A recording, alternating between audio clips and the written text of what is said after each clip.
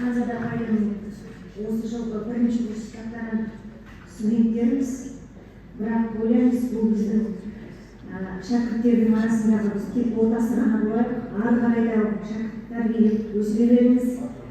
Жарты ғасыр сабақ берудің өзі ол жарты ғұмырмен, үлкен ғұмырмен бір тең. Сіздің артыңыздан келе жатып үлкен алатын үлгіміз көп. Сабақтың өзінде де дәл қазірдің өзінде сабақты тура бұрынғыдай беріп жүргеніміз айдан анық, себебі сіздің артыңыздан келген шәкірттердің барлығы келіп сізді бізге мақтап айтады. Сіздің тек болсын, кішкене болсын, бір қадамыңыздың артыңызда жүрсек, соның өзі сондай бақыт. Аман болыңыз. Құрметті ұстаздар, осы мерейтойға жиналып отырған қонақтар, мен де Ханзада Ибраевнаның шәкіртімін. Магистратурада оқып жүрген кезде осы Абай атындағы Қазақ ұлттық университетінде маған ұстаздық еткен.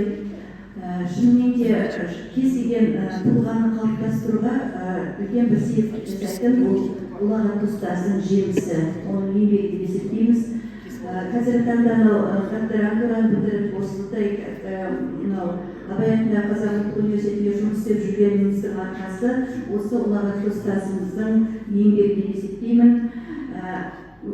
Кез келген ұстазды өзінің шәкірті биіктетіп жүрсе, оны көтермелеп жүрсе, менің ұстазым осындай деген өзінің бір сезімін айтып жүрсе, ұстазға одан артық бақыт жоқ деп ойлаймын. Рахмет сізге.